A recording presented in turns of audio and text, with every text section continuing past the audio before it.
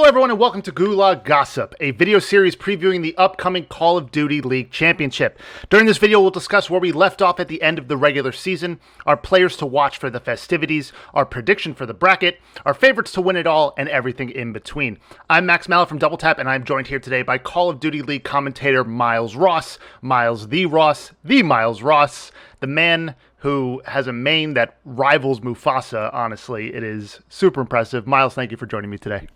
Mate, thank you so much. I've also go by the as well, just the. It's like the. Yeah, oh, okay. Like sort of becoming like Prince-like in status. Where I might just have to change my name to like the ampersand or something. I don't know. That's a bit further down the career, but we'll get there. We'll get there eventually. But mate, thank you very much. Excited. Playoffs just around the corner. I can taste it from here. It's super exciting. It feels so long ago that the season finally kicked off. We had all of our teams. It was a wild ride and filled with excitement. Awesome Call of Duty, new players breaking onto the scene, new names being established, old names sometimes falling by the wayside and others rising up when we thought they were done. But it was awesome to see. The regular season concluded with Toronto winning their home series, defending home turf, which was a shock to some. It was awesome to see for others. It was a great win for the city of Toronto. So just coming off of the home series, what did you make of Toronto's performance? Toronto's a weird team for me. Like, I've always thought that they're very well rounded in a lot of regards. They have a great, deep squad, a deep bench to work with. And there's been a couple of iterations of that Toronto roster throughout the year that has been, very, very hit and miss. But it always felt like they could take long series against good teams, and it was always close. Occasionally there was a bit of a blowout, and it was like I just felt like that was part of the teething process of Toronto Ultra's roster. But towards the end, I mean, they looked brilliant. There's a lot of very, very talented players on the roster, even on the bench as well. And that's another question that there's a lot to talk about there about why are some of those players on the bench? They could arguably be a fifth team in the league. Like, they're all very, very talented. But I think the current iteration of the roster is great, and I think they peaked at the right time. Finding that form, finding a big win at their own home series, bringing down the top three teams along the way to get it done was tremendous, like really, really tremendous. So I think for the Toronto, aside from individual prowess, I think it's been a long and very challenging road to get to this point where now we can safely say they're a pretty good squad. Yeah, and it was a drastic change from the beginning of the season where some were like, I don't know which five this franchise will put out for a game. They've seemed to find their five. It's a five that was successful. I feel like there's nothing more like righteous than just defending home turf during a Call of Duty League home series. It feels so good for like New York to do it and for Toronto to do it at the end of the year, for FaZe to be the first ones to do it. It really is a great storyline builder for the Call of Duty League, especially considering how important that home series was for playoffs. Yeah, I mean, you think about the jumps we saw in the standings. The final standings there was like Paris had a nice run. OpTic Gaming LA had a nice couple of moments there, but it was just like trying to see who would wind up just outside of that bottom spot, outside of the top 8. And it was a nail biter at times. Like, it was really, I'm not sure if it was that the writing was on the wall at times, because we were all crunching to do the math towards the end of the season. Like, at some point it was like Seattle have to win their entire home series. Like, they have to win the Toronto home series if they want to get to 8th place.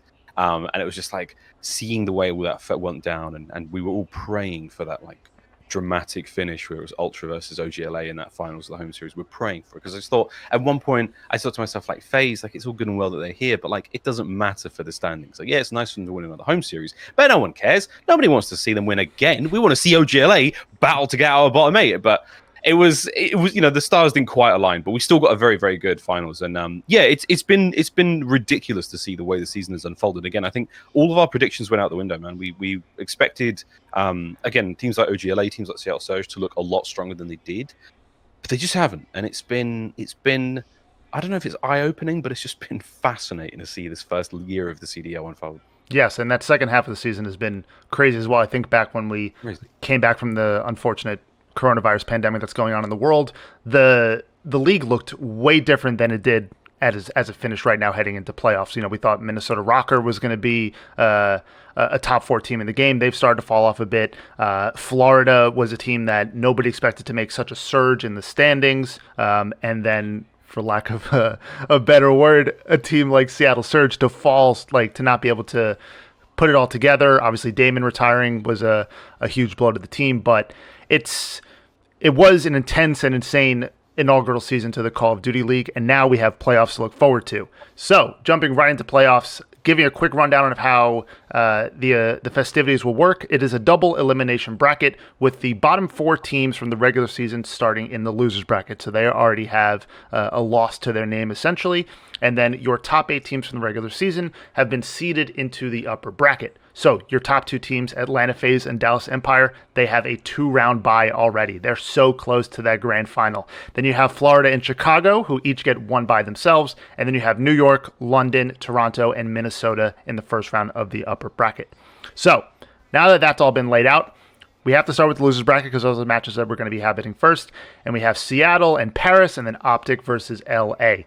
Now, we have an LA Derby. Derby? We call it the Derby, yeah. Yeah, Derby. Derby. Derby. So we have an LA Derby, and then we have, I'm going to just keep saying Derby, Paris and Seattle. Let's start off with Paris and Seattle because, like you mentioned, Paris had some good showings at the end in the Toronto home series, and Seattle is a team that it just hasn't come together for a string of performances, right? There's been signs of them doing really well. You've had Octane pop off at different times. You've had Apathy pop off at different times. You know, it's been moments, but not a string of consecutive performances for this team.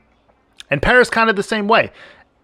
But now it's playoffs, right? It's one tournament. There's a $2 million grand prize. If you can put it together for a string of matches, whatever happened in the regular season doesn't really matter anymore. No. So give me your thoughts on this matchup.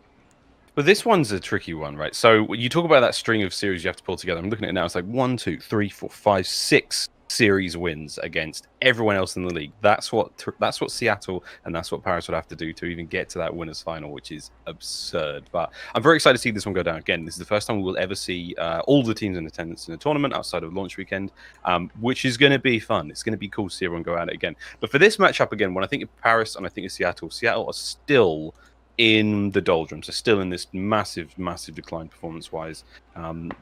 Bringing Proto into the squad has had, I don't want to say mixed success, like it still just seems like a little bit of a struggle. Whereas Paris on the other side of the board, they have hit new form. They, obviously managed to make it into the finals of their own home series, which would have been, again, absurd to see them win that, which no one expected whatsoever. Paris have managed to turn the season around at the right time. I think Paris have got a much stronger search and destroy game right now than most teams in the league. I mean, at one point, they were second only to Dallas in overall search and destroy standings. So that's a good team. That's a very formidable squad. The respawns are going to be a little bit shaky, I think. I think the last I heard from this one was from Kismet. Kismet just saying that their domination is now, a lot more consistent, let's say, because domination is a bit of a coin toss, it feels like at times between teams. But I genuinely believe that Paris, they could edge them out here. I still think Seattle's going to have somewhat of an advantage in the respawns, and particularly in the hard point. But the biggest question for me overall is Apathy. Apathy is a player. He's a storied Call of Duty player. He's been around for a very long time. He always plays brilliantly at the end of the year, these championship events. Now, I think there's a slightly different format here, so maybe that sort of little gene, that little thing in his brain that tells him that now's the time to go above and beyond, is that going to engage in the same way it has done throughout most of his career? I don't know. But for Apathy now to turn the season around, and we've talked to him on Call of Duty podcast, we've talked to him all over the place, and he's been very, very disappointed with the individually, and I think overall as a team, so much hard work has gone into this one, it's getting them nowhere. For Seattle to turn their year around now would be the most incredible story for that squad. Forget the worst year you've ever had, and just get on with it now and turn it all around. Yeah, at this point, it's like, okay, who cares what happened in the regular season? That's all behind us, right? We're dealt the hand that we were dealt. It's now time to see if we can win a number of matches in a row and walk away with a hefty prize and potentially a trophy. And I agree that the focus is on Apathy. He's a player who can single-handedly win you events. He is that good when he turns it on. You think back to when Evil Geniuses won the Call of Duty World League Championship. It was it's insane, like how good he can be on his day. It's just about putting it together. So yeah, who saw that coming? Who saw that coming? Nobody, no one. Nobody. No one. No one. Yeah, he's a great player. He can do it, man. He can definitely do it. But it's gonna be a tough ask against Paris, who look pretty good. I agree. And then we have the LA Guerrillas taking on OpTic Gaming Los Angeles. Now, both of these teams looked completely different when the season began. They each made some roster moves, bringing in some younger talent. OpTic Gaming more recently with Hollow and Draza, who Draza, for whatever reason, now seems like the S&D god whenever he's playing. He's a god. He's a god. He's a god. Performance after performance for this man. Yeah, yeah. So I mean, this has been the greatest injection of life into that squad. I mean, they've had a couple of facelifts, let's say. I mean, the surgeries were not a total success, but they're getting towards a more rounded and I think ideal form. We saw Chino come in, we got rid of JCap, and Dashi being benched was one of the biggest shocks. And I still believe to this day, I think Dashi's got probably the most disappointing year from Black Ops 4 coming to this game. The most disappointing turnaround. I think that I'm not sure if that's up for debate. I think that's it, man. I think that's it for me. But OGLA, look, they are doing everything they possibly can to turn this one around. I think Hollow and Draza have been a great addition to the team. Like you needed a real injection of life, and I think there was a lot of concerns about practice not being as good as it should have been for the OGLA squad. There was a lot of concerns about motivation and whatnot. I mean, I know this is all hearsay, this is definitely speculative, but I think to have two youngsters come onto the team who are, let's face it, keen, they're raring to go. Like this is they're talking about career building moments for these young guys. For them to come out of nowhere and just be like, look, I want this more than anything in the world, and I know my teammates do as well, but they've been brought down by a tough year. They've still got the resolve, the mental fortitude to like see it out and still give it their all. And that's where you give kudos to someone like Slasher, who is, man, he's not just a brilliant player, but he really is someone who he takes the weight of the team on his shoulders, and he really does have to carry all that. And there's so much in that, whether it's it being Slasher's OpTic or just the way he leads himself in game. He puts a lot on himself. So I think having these two youngsters here who are like, let's do this. They haven't taken the beatings all year. They're fresh faced. They've got fresh legs. They're ready to go. I think that's been one of the greatest saving graces for OGLA. I do think it gives them a very distinct advantage over LAG in this series. Like, there's no doubt about it for me. It's LAG's form has been. It's been good at times. There have been those moments where you go, oh my God, Vivid, he's the next great thing. Like this team could go the distance. Saints comes in, all of a sudden respawns look a lot better. There's been nice changes there, but I just think overall as a unit, as a team, as a product, I think OGLA are just a cut above right now. And I would be surprised to see LAG take 2 maps and make this a really tight series, but it's definitely possible. I still give the edge to OGLA, and I will be surprised if LAG take it. Not to say I'm not a fan, I think they're good boys and they're good players, they've got crazy fans, and I like the org, but I just think right now the writing's on the green wall, so to speak. I think it may be their series to take. Yeah, I would also side with OpTic in this series. I think their change, you can't fault the teams that made roster changes because it wasn't working out, right? It was do or die, and there was really no choice. It was like either, okay, this is our season, we accept it, that's the end of it, or we can try to bring in some new talent, try to make something happen, and see where we go from there. And yeah. OpTic look the most poised kind of the teams that have like made roster changes in the bottom to now put together something, I think, for playoffs when you look at how well Draza and Hollow have performed. And then you can never count out how talented Slasher, TJ, and Kenny are. They're so talented, and it's a great core 3 to have a team around. And a leader like Slasher is invaluable. So I will take OpTic as well in that series. And then those are the first 2 matches to kick us off, because we have the upper bracket to look at. And when we look at the upper bracket, that's where the powerhouses start to form. I mean, we can quickly touch on our top 2 seeds, Atlanta FaZe and Dallas Empire. FaZe have been lights out all year long, a 26-7 series record for the regular season, which is absolutely insane. 86-46 over all of their maps for a 65 win percentage, which is the best in the league. And then you have Dallas, who, when we looked at Dallas, we were like, okay, this roster should be contending all season long. You have Clay, Crimsix, Hook, Shotzzy, who's a world champion in his own right in other titles, and you have Illy, who is a player with a lot of promise and has showed out all season long for this team. So they're going to get buys, and not only do they get 1 buy, they get 2 buys. So looking at FaZe, what can you say about this team that if you're going up against this team, how do you beat this team? The thing with FaZe, they have all the stats in their favor, whether it's map counts, whether it's, series wins, but they also have those intangible moments like First Bloods. This is a team who plays search really well. This is a team who win their individual engagements really well. So you've got trouble across the board, right, with FaZe. I think the teams, when you look back at the teams who have beaten FaZe, whether it's Toronto Ultra in their own home series, whether it's the matches they've had against Dallas, whether it's, sometimes where they just fall over against squads. Like we saw them get bodied by Chicago the first time they met in that, the most exciting, destined matchup in the CDL. There are moments where FaZe, like they're still, everyone always says their worst day is still better than most teams. But those most teams, that window is growing, and a lot of teams can take down FaZe on a bad day. This is a tough one for me. I think the fact that FaZe coming into this one as first seed really helps them, but I still think there is an opportunity for FaZe to lose a series, if not a couple of maps here or there. I truly believe it. It's going to take a lot, though. You have to outpace them at times where you have to outpace them in the hard points. You have to outthink them in the search and destroys, and then you have to get a little lucky in the DOMs, because these are the most rabid, aggressive players in the CDL by far. Like they are going for you non-stop. They will not stop. They will not sleep until you are dead. Like that's the thing with FaZe. They are just constant. So you have to sort of maintain your stamina against them in the domination games as well. Now, again, going back to the teams who have beaten them, like Chicago's managed to do it, Florida's done it in some ways, but you have to look at those like big outlier losses that we've had from Atlanta FaZe. Like when Florida beat them in the Paris home series, it was like the most horrific blowout on that Hackney Dom like we'd ever seen by far. So I still think there are those moments where FaZe, whether it's like they just lose concentration for a moment as a team, like it seems to happen collectively, and everyone kind of falls apart. Whether that will happen here this weekend, this week, I should say, I think it's possible, but it's going to be a very, very tough ask to bring down a squad like FaZe. Just know that the potential is there. Just know that you can do it if you're a team going up against them and play your game to the best of your abilities, and I think you could get it done, but it's going to be a tough one against FaZe. Yeah, and I think what you're talking about, kind of like a slip in concentration or focus with a team who's hungry, right? Say they have to meet up against a Chicago, where we always know that T2P is coming to play no matter what. Oh, and there's also Dylan Envoy and world champion Twins on that team. If there's any slip, it's like, okay, they're not indestructible. They can be beaten.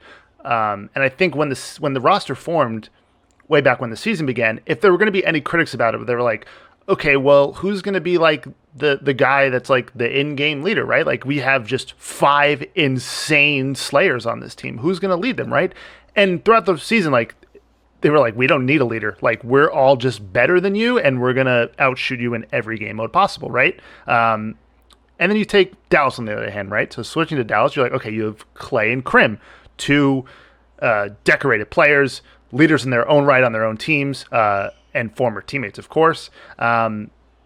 Do you think that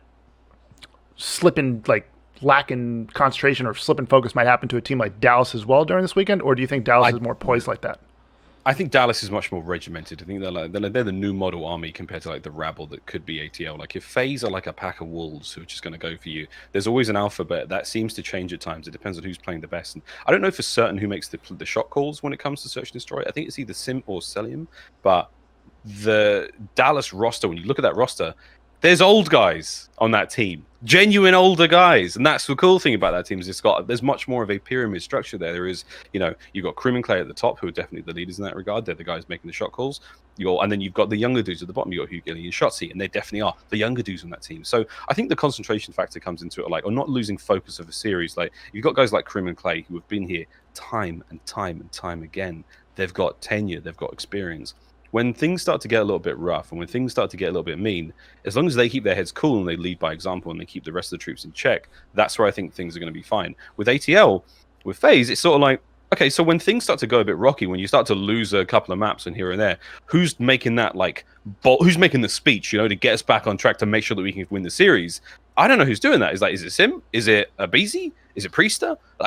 Does Crowder have to come in and be like, kids, calm down. It's going to be okay. Papa Crowder. You have your game. Take your game fuel. Take your game fuel. Give me a minute. Take your game fuel. All right, everyone, listen. Does he have to do that? I don't know. This is the thing. Is with that squad is I always worried about it from the beginning, but it's the proving that it doesn't matter when everyone's playing the game so well. Like that pre-existing sort of you have to have a leader. You have to have this one guy who leads the squad. You have to have a slasher, like a captain, so to speak.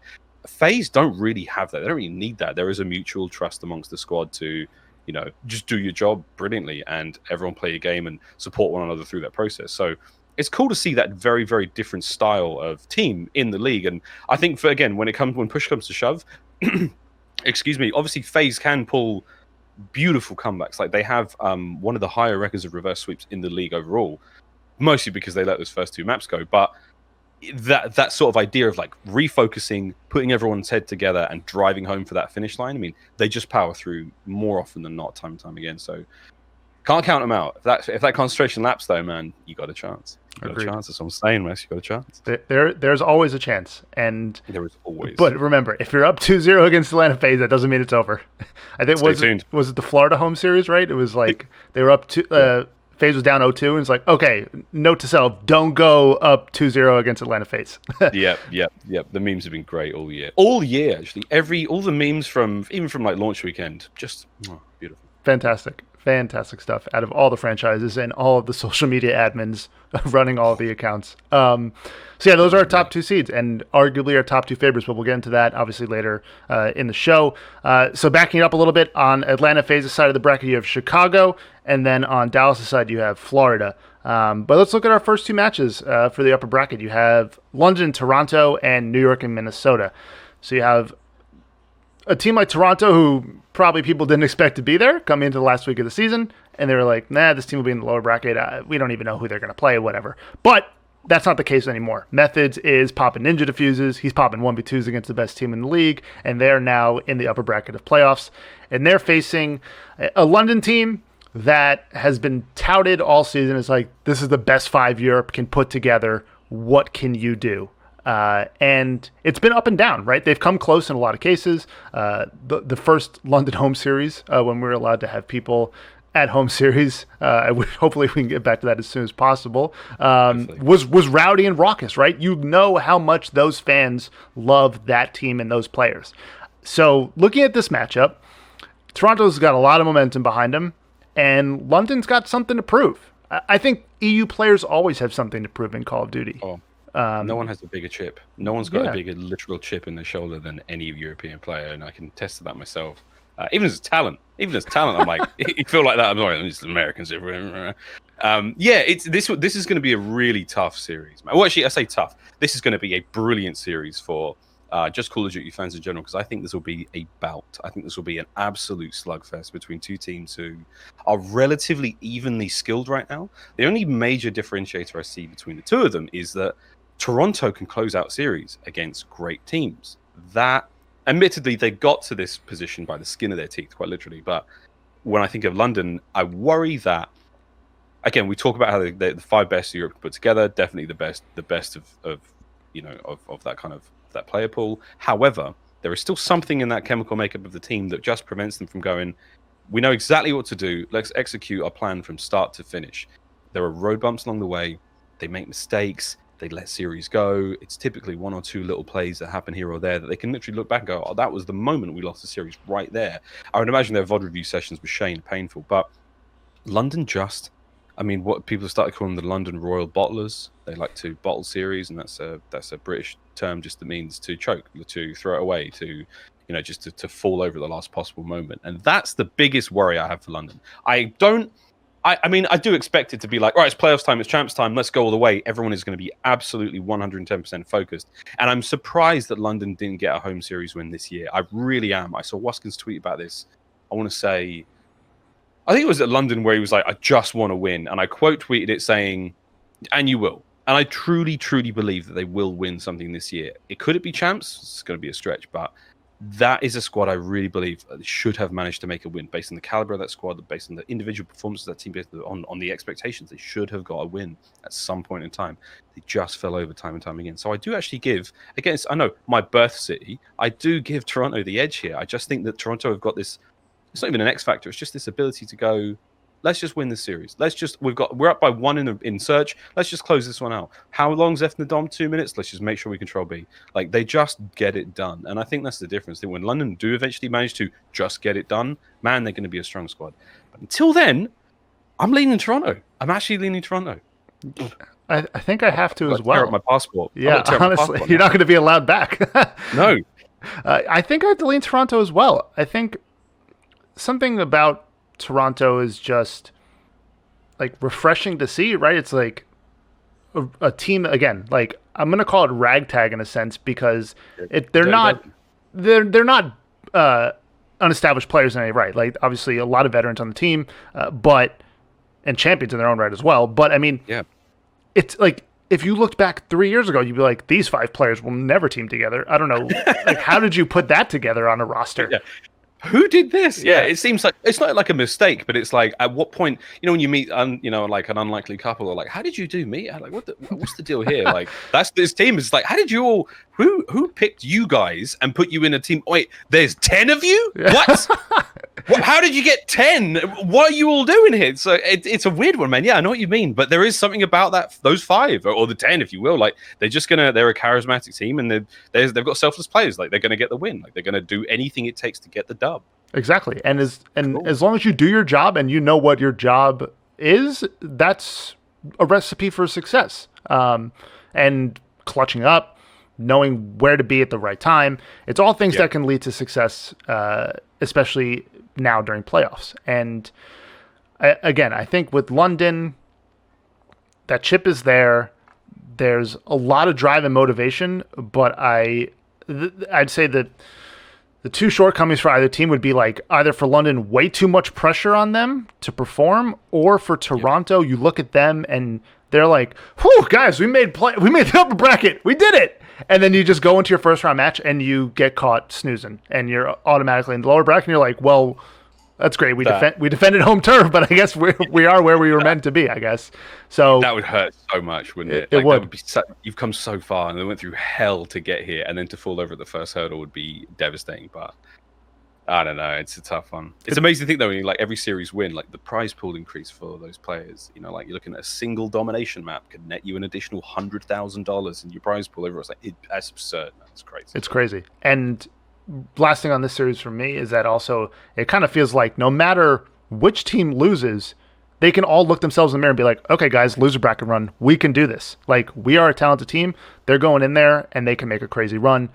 The likes of 100 Thieves in the past or Envy in the past. So I wouldn't count any of these teams out if they drop their first game. But moving over now to the other upper bracket match, we have New York taking on Minnesota.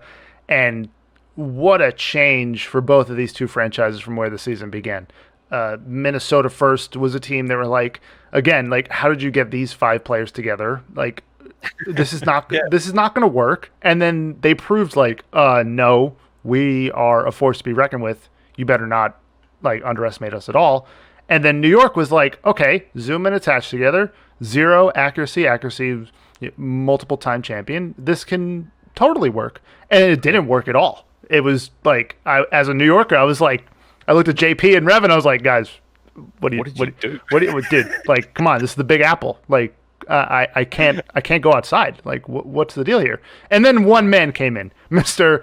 Mackenzie Meltz, Mac Meltz himself, absolutely turned this team around and set it on a track to win and challenge with the best teams in the league. And Minnesota just, unfortunately, it's kind of fallen off a hill for them. But again, like we said throughout the show, it's playoffs, anything can happen. But give me your thoughts on where these two stand coming into this game. You're absolutely right. I mean, the journeys that both teams have taken they've been distinctly unique in their own rights. I mean, Minnesota are one of the few teams to not make a team change whatsoever. They have now. Godorex has been moved to the bench. We now have a player called Exceed joining the roster.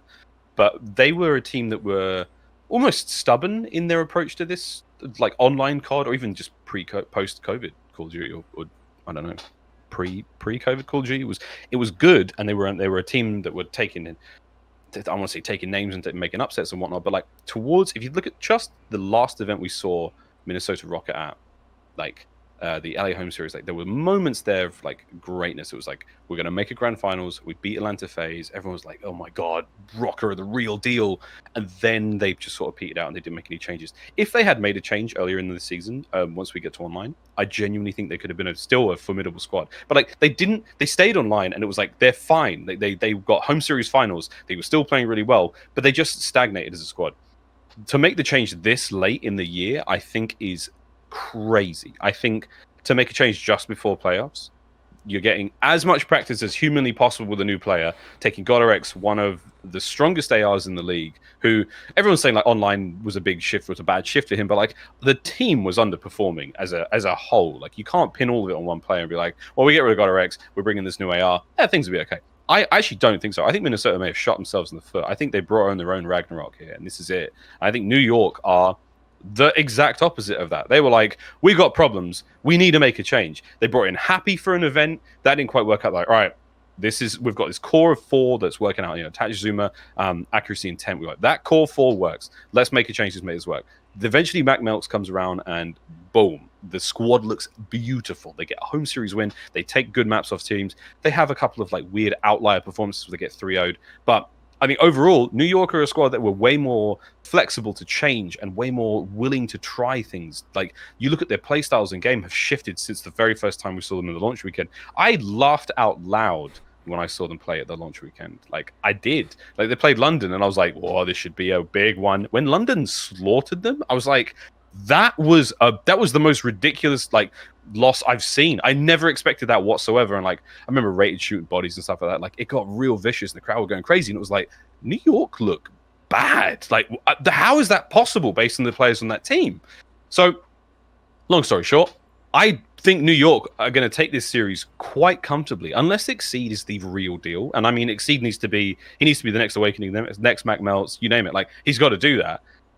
Unless that's the case, I think this is like a 3-1 New York. I think they really do go through this quite comfortably, and then Minnesota have got to dig deep and really pull up their boots, because it's game over after that. Like that's loser bracket after this one. And if they hadn't had such a good opening season, if they didn't have all those points, there's no way they should be sitting in 8th place based on their overall performance. I would put OGLA above Minnesota, given the last few home series events. Like it's like it's been a tough year overall, but they just haven't looked strong enough, and they haven't been willing to change. Yeah, and I think Godorex kind of, when they were on that run in the beginning of the season, he kind of emerged as like a talisman for the team, right? You know, the fans loved him. He was performing super well. I don't know if it was Brian Saint as the coach, but like I kind of got some like E-United underdog vibes from them. Like just like you root for them, you want them to do well, and then when they get to the grand final, it's just so close and they couldn't put it together. Yeah. But the next event, when they get to the grand final, you're like, okay, this is the time Minnesota's going to get it, and they don't, and you're not like, well, okay, they didn't do it. It's like, next time Minnesota's going to do it. We'll get you next time. Exactly. Yeah. If it wasn't for you meddling kids and your dog, it would have happened. Yeah. But one more thing I would love to say about Minnesota is that they were the first team we saw. Obviously, the launch weekend was in Minnesota, and we were like, is this whole franchise thing going to work? Are people going to just rock up and be like, I'm from Minnesota, that's my team? Yes, they were. Yes, they really were. Like, there was a dude in the crowd dressed up like the mascot. Like, the fans went insane for players who previously, throughout the previous CODs, because they went on, like, the big orgs, they didn't have the same kind of fan base. When we got to Minnesota, the armory was on its feet for those 5 players. And when they won that series, like, I've got goosebumps thinking about it. Like, it was electric in there. And that for me was like, this is going to work. Like, people are going to get behind their cities, they're going to get behind their countries, and they're going to scream and chant and get involved, and this is very cool. And like, that was, for me, still in my heart, I look at Minnesota and I'm like, it's the coolest thing to see that work out. I just wish they did a better job this season. The best team not to win an event, yes, but now I'm like, I don't even recognize those boys. Well, you got more love for Minnesota than you do for the Royal Ravens. I know. Toronto over there. Well, no. There is something in that though. As an English sports fan, I'm just used to disappointment. So I don't know, maybe that's something there. Like, we look at the World Cup every year. I'm like, every time it rolls around, we're like, it's coming home. It's coming home. It's not come home since 1966. So yeah. So I'm just used to disappointment. But don't get me wrong, I'm going to be screaming from my bedroom watching the Ravens. Yeah, I'm waiting for something that's like, oh, if Scraps had only defused the bomb, it turns into like, oh, if only Kane had squared it to Sterling, we would have. Whatever. But yeah, I agree. I think especially with the Minnesota homestand, I wish we could have gotten a New York homestand with a live crowd, because if Mac had been on the team and that team had performed so well, I know the Big Apple would have turned up in some kind of crazy way with how many Call of Duty fans there are in New York. Yeah. So Dude, every event we keep. I think about it every time. I'm like, man, what would that have been like? What would the Toronto event been like in Toronto? yeah, I tweeted out, we'd have painted the town purple. We would have done it. We'd have rushed the stage. We'd have had a great time. It'd have been insane. It would have been the craziest upset to see that in person as well. Anyway, get out of here, COVID. Wear a mask. Wash your hands. Let's get this back to normal. preach. And maybe we could have had Maven in a syrup dunk tank. That would have been fantastic. Yeah. Imagine he just as the bomb is getting defused round 11 or methods clutches the 1v2, he just falls into the tank and that's it. It's all over. Oh no, I can see him now. Now. See him now. Oh my god. Yeah, it would have been very cool. Yeah. So, I mean, those are our first two matchups. I mean, I think we're both picking Toronto. We're both picking New York. And then New York has a showdown with Florida, which will be like, that's arguably a winner's final in some sense, right? It could be a grand final in home series. And you have Chicago taking on Toronto. And that's a taller task, I think, for the likes of Toronto, because just when you look at Chicago's roster and its champs, I think coming into playoffs, Scump and Formal, it's like, look, we need to do this. There's a time now to put it all together again and win. Like, I think Hex once said, it's like, who cares what happened? Like, it doesn't matter, right? You win champs. That's it. Like, that's all people will remember about you. And what a story it would be for Scump and Formal to come back together and win, especially with Arcees and Prasini teaming together again, with how emotional it was in the beginning of the season when they played each other when they were on separate teams. It was like one of the most like heartfelt moments I'd seen in esports with both of them. Both great guys. And then Envoy, who is someone who's obviously an MVP candidate for the season, who broke out last year on Gen G and is now playing with the big boys, right? So give me your thoughts on Chicago coming into this a suspected match against Toronto. I would say you have to give Chicago the overall advantage. Like, again, some of the most famous players in the world when it comes to, I mean, esports. Like, Scump's arguably one of the most famous players on planet from when it comes to playing video games. So I think Chicago, you can never ever count them out. But they definitely have, they're very foul. Like, they make mistakes. Like, they truly do make mistakes in this game. And even though you look on paper and you're like, this is a team that probably shouldn't lose a map at times, you know, like the talent, the capability there is huge. But I think for them, I don't know what it is with Chicago, because they clearly have the ability to just, I think they've got the ability to defeat every team in this league 3-0, like comfortably. But there's something about the roster that just doesn't quite click. But you cannot count them out. So would I say Toronto have a chance to win it? Yeah, totally. Like, it'll be a 3-2, it could be a 3-1. But I just still think Chicago, you have to lean that way, man. I mean, I know that could just still be as a degree of bias there, because you're like, what's T2P? It's, you know, the Twins. It's Envoy, who's a savant, man. Like, he's a genius when it comes to playing this game. I don't know. There's always this thing in the back of my mind that, like, well, maybe they don't. Chicago, maybe they just let that hard point go. Maybe someone doesn't hit the rotation. Maybe they make a lot of mistakes in search and destroy. You know, and we've heard their comms. We've heard how it goes. Like, it's a stressful thing. It's a team that really wears its heart on its sleeve. And I think genuinely they have, I don't even know how to describe it now, but they have they've got so much pressure on their shoulders to win, I think, in a weird way. Like, the expectations of the fans and on themselves are through the roof. So I think there's a lot in that series that it could go against Chicago, but it's champs, man. You're right. Like, it's time to prove it. It's time to play. It's time to pound. Yeah, and I think there's that added pressure as well that it's just like, okay, going back to Chicago, a new franchise, a new name for the likes of Scump, and for Arcees and Prasini too. I mean, de facto, they're defending, right? They're defending their championship. So it's That's a good point. A lot of pressure on them to perform and to succeed. But I agree with you. They can do it. Like, if they did it, no one would be surprised. Be like, yep, okay, this is the Chicago we all thought they were going to be. Yeah. And congratulations. Fan faves. Right. Yeah. $2 million richer. No big deal. But again, I agree. Lots of pressure. And then the last team to talk about in the playoffs that we haven't mentioned yet is Florida, because they'll be on the other side of the bracket, and we suspected it might be a game against New York. And that game would be crazy if it does happen. Probably has Game 5, Round 11 written all over it. But Florida is a team that, I mean, thinking back to pre-COVID Call of Duty, it's like, what do we expect of this team? How well are they going to do? Well, how good are they? Well, they can win. They can win home series. They can win events. They're that good. But then there's question marks with Pristini. You know, what are they going to do? Can they kind of replicate this form as we move on to the rest of the season? And obviously Pristini leaves, goes to Dallas, or Chicago rather. And then this man, Awakening, with an O, not with an A, just burst onto the scene in some way that had the entire league shook, had fans shook. They were like, who is this guy, right? And I mean, what, 3 home series wins? 2 of which, or 3 in total, 2 with Awakening, which were back-to-back, which was something that I don't think any other team in the league actually went back-to-back. They were the only team to do it throughout the entire season. So give me your thoughts on this Florida team, because it's crazy to think of how they were at the beginning of the season to where they are now, where they're a favorite to win for a lot of people. They definitely are a favorite to win. There's no doubt about it. I mean, honestly, I just look at the top 6. I'm like, well, they could all do it. In one way or another, they could do it. London could surprise us all. New York, Chicago, Florida, Dallas, Atlanta could all win it. I mean, who knows? Toronto could get it done.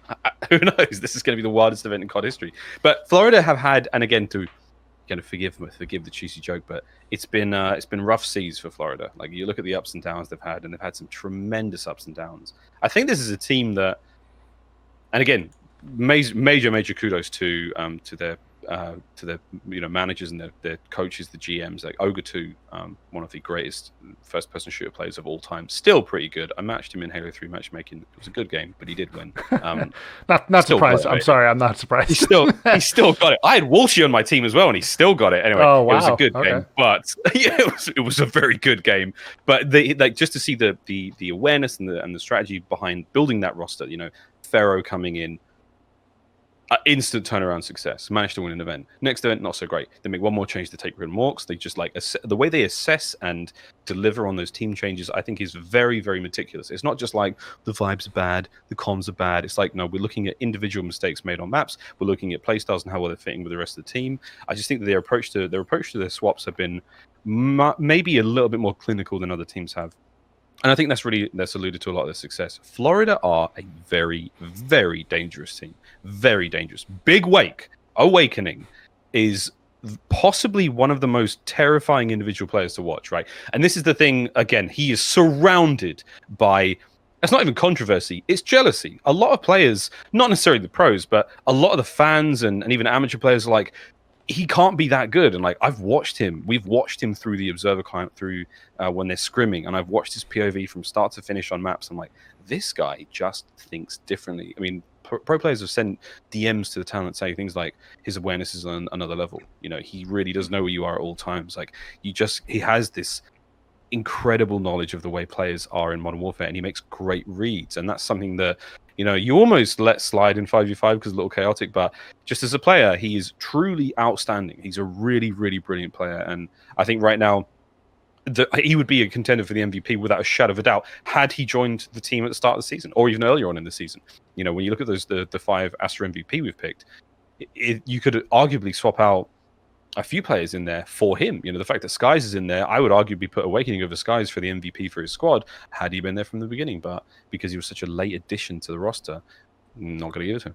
So yeah, I mean, it is kind of unfortunate, right? That time is the one thing keeping him off the MVP list, because he certainly has been that MVP player for Florida in the latter half of the season. And he'll be so vital for that team to move forward and make a championship run when it matters most. And I think they can do it. I think there's no reason to say, nah, I don't think they can do it. They can certainly do it and pull off a crazy run. But those are all the teams. I mean, for the teams that we're talking about in the upper bracket for the first couple of rounds, they do have tall tasks ahead of them if they make some wins together, because they have Atlanta and Dallas to think about, and getting ever closer to. I mean, you beat one of them, that's top 3 secured, like or top 2, top 3, top 3, yeah, top 3 secured. Yeah. So yeah, it's incredible. And again, it's going back to Awakening. Do you think that's his first year in the professional world of Call of Duty? 2 home series wins, like so much talk about him and the potential to win the whole thing. That's a great standout year. I mean, is it as impressive as Simp's Black Ops 4 run? We'll get there when we get there. We'll cross that bridge when we have to. But it's still exciting to think about. It surely is. So now that we've talked about pretty much every team in playoffs and each matchup that we're looking at, talk about some players to watch. I mean, we've mentioned a bunch of names for each team, but there are players that have a lot of storylines. So going first, I mean, give me your player who you think is the one to watch. Like, who you have your sights on the most? I think, and again, I've got Paris versus Seattle. Chance and I have got that one first up. So I think for me, eyes are on Apathy still in terms of helping Seattle turn that tough year around. And if they can get through Paris, tremendous. I mean, they've already exceeded expectations, which is shocking to say, but this is the truth. I mean, I really do have big eyes on him. I'm looking to keep Octane to continue to be a force of nature and still be one of the most individually dominant players in the league. But as a whole, like I desperately want Seattle to survive, but I don't know if it's going to happen. I think Paris is still good. Again, for Paris, Kismet has just been a bulldog when it comes to just plowing through teams. I mean, Dens, he had a really great opening to the season. He didn't quite find the same successes, but it's champs time, man. And he's another player I'd love to watch a little bit more there. Again, a very seasoned champs player, someone who's made deep runs in the past, taken a lot of big names. He's got his black book's full of powerful teams. I think he could honestly make a run. So he's another player I'd love to watch out for. And then of the young guns, who do you have? Like, we'll use young guns, rookies, whatever you want to call them. I mean, who do you have your eyes on there? Of all the rookies that I'm most interested in, I do want the most successful. I think is Shotzzy. I think Shotzzy has had the most absurd year ahead of past him. It's been, whether it's taking his licks online, where he's been receiving huge amounts of criticism from both his gaming worlds. He obviously came from Halo, now in the Call of Duty scene. I mean, when we were in London, the crowd were literally chanting, "Go back to Halo," and what happened that event? Managed to find the win. It was an incredible turnaround for him there. But before that, Shotzzy was heralded as a bust. Nameless called him, a disappointment. We were all like, "Oh, Shotzi's not as good as we were hoping him to be." Now Shotzzy is arguably the best individual player in the world. Whenever you watch him play, his game-breaking thought process, the way he handles himself mechanically, I think he's one of the most standout players ever, and truly a genuine prodigy, an actual phenom. He's the rookie I'm looking at the most, and if he does win the whole thing, he'll be the only player in competitive, in esports history to win 2 world championships on 2 separate games, like totally different titles. I think he may be the first, so I'm very, very excited for that one. Console esports, definitely. Yeah.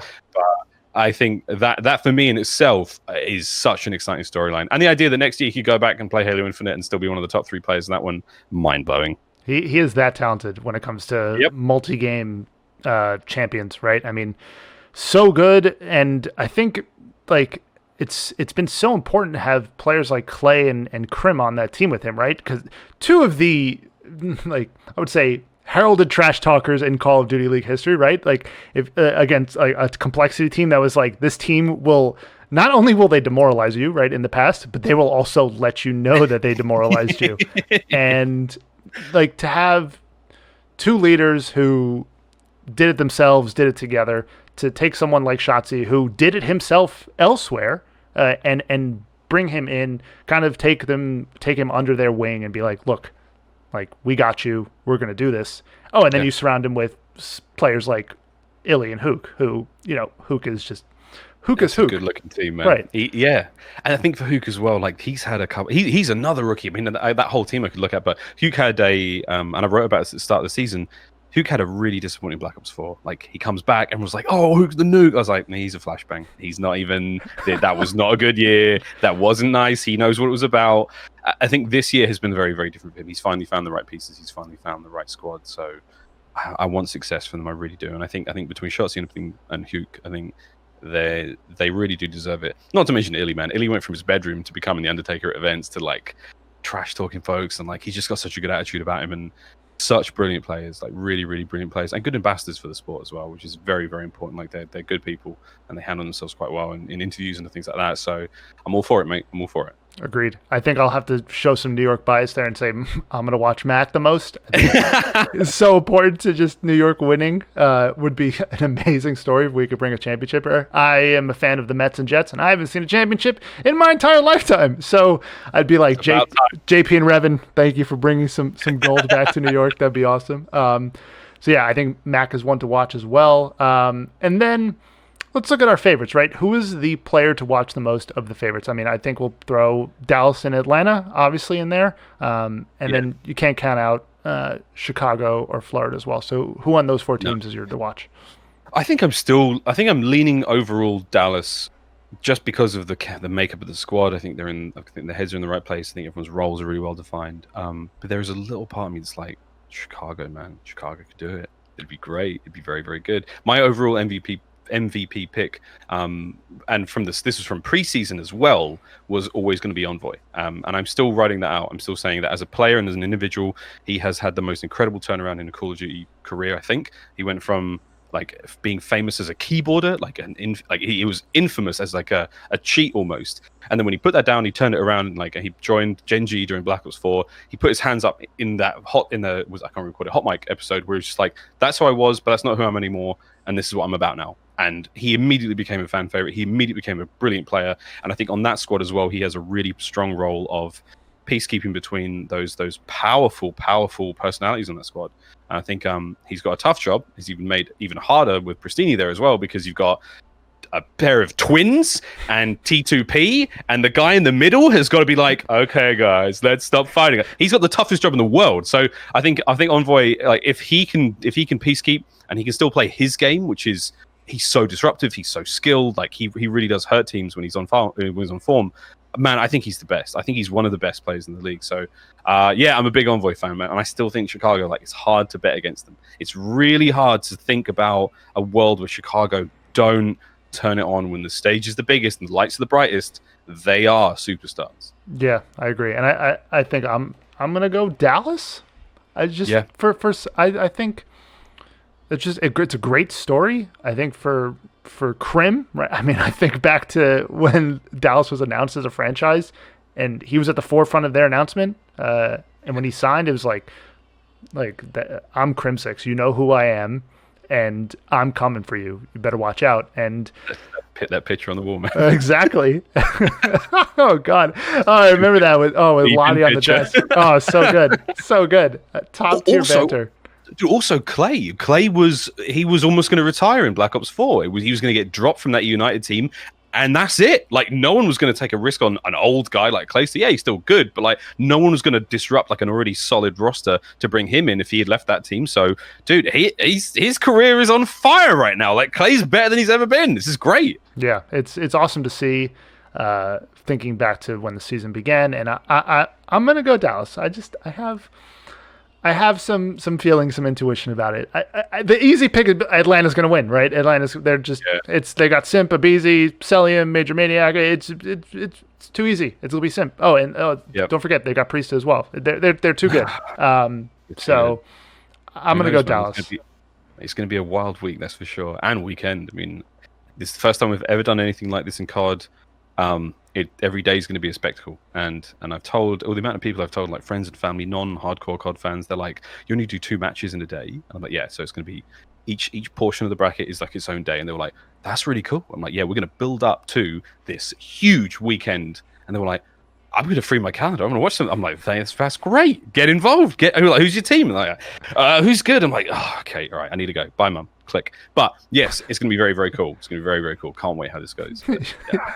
It's crazy time to be a fan. Crazy time. It is. You hung up on her right before you could tell that you weren't rooting for London. Perfect. Yeah. Well, yeah, she's Scottish. It would have been just safe. But if Dad had heard that, it'd have been curtains for me. It'd have been over. I'd have been out the will. I don't know if you see that Arsenal hat behind me. I love a Scot.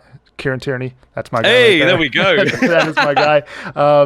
But yeah, I mean, I think there's always that hype, right? It's like we're getting towards August, September. It's COD Champs time. Can't wait. I think the show is called Gulag Gossip, right? When I saw the banners and stuff in the Verdansk Stadium in Warzone, I was like, yo, this is here. I'm so excited for this. It really finally set in for me. In a time where, there's a lot going on in the world where, people are down, but this is something that all of us at home can really celebrate and rejoice, which is the Call of Duty League playoffs. It's been a hard year, man. There's no doubt about it. It's been a hard year, and I just keep thinking back to there is a world where this doesn't work. We can't play these games online. We don't have the dev support to make weapon skins and have the observer clients we have to make the game look as good as it does for broadcast. And I just think that we've done so much as a league to try. I know there's a lot of criticism at either side, and everyone's very vocal about it, and as they should be. We all care about this thing, but no one cares more than the people working on it. The literal blood, sweat, and tears into trying to make this thing the best it possibly can be. And it's been so cool to see the changes and the literally dripping with passion behind the scenes. There's been some I'm not sure if you've seen it with the Toronto Ultra video that our producers made. There is serious fans in the CDL, and just to see again, I think this is a humble beginnings for the COD League, and I think it's been hit by some serious road bumps and some real adversity globally. We're coming out strong, man. I think we really are coming out strong, and it's cool to be a part of. And again, I just hope the fans have the most insane experience watching this. And I don't know what they've got planned for Warzone. I did see the banners that we were teased the banners in a meeting, but I don't know what else is coming, and I know there's some very, very cool stuff on the horizon for COD. And dude, it's been cool. It's been cool. Yeah, I'm excited. We'll turn this off, and you'll tell me all the secrets, right? Perfect. Old secrets. Yeah, I mean, you're talking about the Toronto, the hype pieces that they did throughout the home series with Chef Zinni and all that stuff, walking around this is Toronto. Yeah, those were great. Those were awesome. There was a weird one that it was called it was like esports 30 for 30 or something like that. It was like a parody. I think it's on the competitive Reddit right now, but it was very funny. A few of us were involved in it, and it was good. It was very well put together, very professionally edited, very well done. I think my favorite is still Chance going ice fishing with Minnesota with Rokkr. Yeah, that was awesome. Oh man, and we had so much planned. I mean, again, COVID has ruined so much beautiful things. I took the London boys around London sightseeing. We had plans for LA. We had plans for every city we were going to go to. There was going to be something unique, and there was going to be a real flair about all of that. And the content team this year as well. Oh god, now I'm just going to reel off all the cool people that work behind the scenes. The content team are so cool. They're so passionate, and they've got so many cool ideas. Look at all the content we're creating now around there's this Where We're Dropping series, which is notes on a scene where I'm drawing on the on a screen, players playing Warzone games and stuff like this. We're just having so much fun with this because we really do love this, and we have we have the team behind us now to be able to go, we want to make this cool stuff. Can you do it? Will the fans like this? Will they, what should we do? And everyone's so passionate, creative, and fun. It's a good time to be a COD fan, man. It's a weird time in the world, but it's the best time to be a gamer, without a shadow of a doubt. 100%. Yeah, all these years of staying home and playing video games have finally paid off for this year in some sick and twisted way. But we're ready for this. Yeah, we were ready. All the gamers were ready. And of course, we got Warzone weekends out of it, which was a great addition to CDL broadcast. So fun. Rambo Ray winning in a Bertha. It's crazy. He's a god. He's a god, man. I mean, just all those little moments as well, those player moments.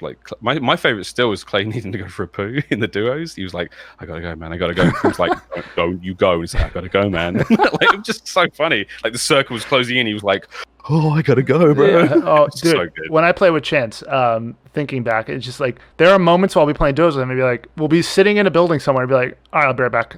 And I'm be like, "Where are you going?" He's like, "I'll go to the bathroom, I'll be right back." And I'm like, dude, what if someone comes into the house and tries to, or we'd be sitting in the giant airport tower outside of the airport. And, a great thing to do is just grab a helicopter, grab a most wanted contract, and just go sit up there because, it's a free ton of cash. That's a free tip for a lot of people. So if you start seeing that more in your games now, I'm terribly sorry. And they'll just be like, "All right, I'll go back." And I'm like, I'll be right back. I'm like, dude, you can't leave. I swear to God, a team tried to come out of a helicopter and parachute into the top of the building and tried to ride up the elevator. And there's no sound cue for the elevator. So I'll be like, you cannot do this. It is unacceptable. You have to be at your desk and fully focused whenever we're in Verdansk. No. Thomas Ian. Thomas Ian. And I swear to God, you're having some kind of effect on him because I hear more puns out of him on the daily. I swear. You know what he does? He does he did text me a few times, and he's like, "Hey, have you ever said this?" And I'm like, "No, I haven't." He's like, "Okay." Have you ever as if you're the basis for things that have been said in the world? It's have you ever said this? It's like, you ever got this? Yeah, it's like, have you ever got this on a broadcast? You're like, oh, Chance is the best, man. He's so good to work with. It's been really fun. Like, yeah, we're definitely we're trying to keep the cheese back. We're trying to keep the puns and the cheese back. Still trying to keep it very fun, very informative. But like, it's difficult, man, because he picks up on all my jokes and I pick up on his jokes. It's like, we're just gonna keep digging down this like wordplay thing. I'm like, stop it. You're trying to outdo each other, and then all of a sudden the series is over, and you're like, what happened? You're like, It's like, who won that? Yeah. It was a great series. Great job. But yeah, guys, I mean, Miles, this has been awesome. This is going to do it for this episode of Gulag Gossip. Quickly, Miles, any final thoughts? Any things you want to say? Oh, Max, I don't know where to start, mate. Look, again, I just hope the fans enjoy the show. I think, again, it's been a crazy year, but the fans have been great and the team's been great. And I want to go out with a bang. We're going to go out with a bang. And I think the best team will win. I have no idea who the best team is, but very, very excited to get this one down. And thank you very much, mate. Thank you very much.